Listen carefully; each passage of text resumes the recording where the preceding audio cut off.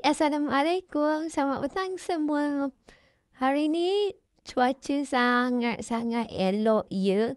Tak panas, tak hujan, dia redup je. So, sesuai lah ya kalau kita keluar ronda-ronda kat kampung kan.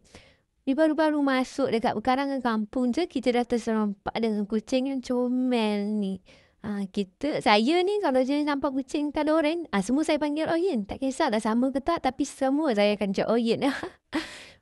Warung ni kalau pagi-pagi dia tutup lagi sebab dia akan buka time petang. Time pagi tutup lah. Kalau time pagi dia ada lagi satu warung tapi dekat dalam sikit. Okay. So sekarang ni cakap pasal makanan, cakap pasal warung ni kan. Kita akan terfikir satu benda. Kalau kita datang warung, kita mesti kena guna duit. Duit ni lah isu saya untuk hari ni. Isu topik saya lah untuk hari ni. Tu dia guna isu macam nak cakap politik. Okay. So cakap pasal duit. Kat Malaysia, walaupun kita duduk kampung, tapi basic lah kalau duit kita tu sama je macam orang yang duduk kat bandar. Sebab dekat Malaysia ni, kita tak ada lah.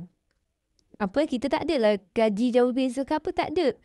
Dia macam ni. Contoh, kat bandar ada pejabat, apa yang nak ambil? Kita ambil contoh yang mudah lah. Ada JPN. And kau kat sana, ketua bahagian bla bla bla bla bla. And then kau kat kampung pun ada JPN yang sama dan jawatan pun sama je untuk satu JPN tu. So gaji kau dengan orang yang kat bandar tu dia sama je. Tak ada perbezaan. Sebab tu orang kata tak kisahlah duduk kampung ke, duduk bandar ke. Kat Malaysia ni sama. Dia tak ada perbezaan pun. Tu yang bestnya kat Malaysia ni. Duduk kat mana-mana sekalipun. Kau pergi dari kat pelosok sawah-sawah sekalipun kan. Duduk dalam hutan sekalipun. Kalau kerja kau macam tu, gaji kau akan sama dengan orang lain. Dan sekarang ni basic 1,007 kalau kerja kilang. Contoh lepas SPM. Kilang dah ambil 18 ke 19 tahu saya. So kau start masuk kerja tu, gaji kau akan start dengan 1,700. Itu yang paling basic. Dan yang mana duduk kampung, kan yang tak mau kerja macam tu, nak kerja sendiri. Contoh dia pelihara lembu ke, kambing ke, macam contoh dalam video ni kan. Diorang sebenarnya lagi untung ya. Sebab kambing, lembu, time musim-musim korban paling laku. Ya memang semua orang akan cari lembu, cari kambing. Sebab apa? Sebab nak korbankan. Sebelum tiba musim korban pula, diorang boleh je ambil susu kambing lembu tu, jual fresh ke, buat dadih ke, buat yogurt ke. Itu pun salah satu sumber pendapatan.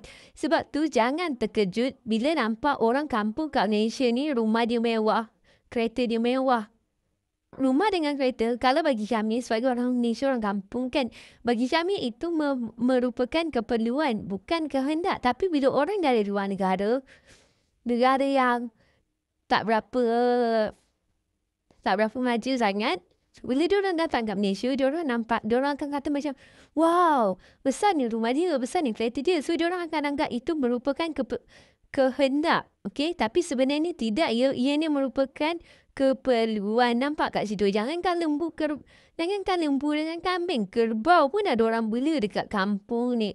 Dan saya ada seorang kawan ni, dia awal-awal datang, kan, saya bawa dia tengok kampung saya apa semua tu. Dia terkejut. Dia kata kat negara dia kalau duduk kampung, jauh suasana dia. Berbeza sangat suasana dia. Dia kata suasana kat sana lebih kurang macam betul-betul like. Korang faham tak? Yang antara bandar dan kampung yang jauh beza tu. Contohnya jalan dia macam mana, rumah penduduk dia macam mana dan lain-lain. Dia kata kalau kat Malaysia tak jauh beza pun. So, bila dia cakap macam tu, kita rasa bangga kan. Yalah bangga lah kot. Dia kata kampung kita bersih, kampung kita ni bagus. Siapa je tak bangga kan. Kalau dia cakap macam tu, kampung pun apa pun mesti bangga kan. Okay. So, saya pun rasa lah bangga. Tengok, satu rumah 3-4 wall teater. Satu rumah ada 5 bilik, 6 bilik. Siapa je tak kata bagus kan. Tapi kalau korang nak tahu, ada setengah orang kampung kan. Dia walaupun anak dia sikit, contoh anak dia 2 orang je, tapi dia buat bilik kat rumah dia 4 bilik ke apa ke kan. Yang tu sebab dia nak buat bilik tetamu sekali gitu. So tak ada nak tetamu datang rumah kita kena pergi sewa homestay, tak ada ni. Duduk satu rumah tu semua tak payah. Sebab itulah seronoknya sebenarnya duduk kat kampung. Dan yang paling saya suka macam ni, pucuk paku ke pucuk apa-apa sekalipun kan, kat tepi jalan macam tu je. Tak ada orang ambil pun. Sebab apa? Sebab dah biasa sangat makan, dah tak rasa dah nak ambil. Sampai kambing-kambing yang datang makan kat sini. Yelah, dah manusia tak mau makan, kan takkanlah nak membazir macam tu je.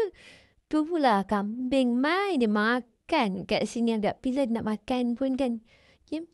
Daripada dia jadi layu, tak ada orang ambil, membazir je kan.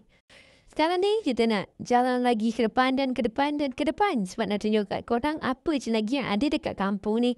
Yang korang nampak ni, yang ni rumah kan. Ni rumah. Dan sekejap lagi saya tunjuk kat korang. Tadika kat sekolah ni Tadika kat kampung ni kat mana? Sabar. Kita kena jalan dulu.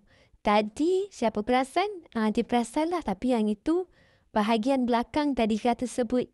This one baru bahagian depannya. Sabar.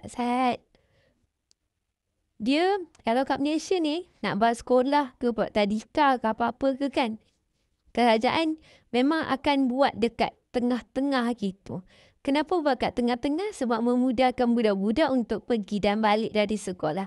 Ini tadika dia dekat je kan. Bayangkan budak rumah depan, rumah tepi tu nak datang sekolah. Pukul 7:18, dia dah start jalan dah. 7:19 dia sampai dah sekolah. 1 minit sebelum loceng berbunyi. Senang kan? Sebab itulah, banyakkan sekolah kat Malaysia macam tu. Dia dekat dengan kawasan perumahan. Jadi, tak ada lagi lah alasan ibu bapa tak mahu hantar anak pergi sekolah kan? Dan kat Malaysia tak kisahlah kau duduk kampung ke, duduk kat mana sekalipun, kau wajib hantar anak kau pergi sekolah sampai darjah 6. Yang betul-betul dah tak mampu tu sampai darjah 6 lah. Lepas tu kalau tak nak bagi sekolah menengah tu tak apa.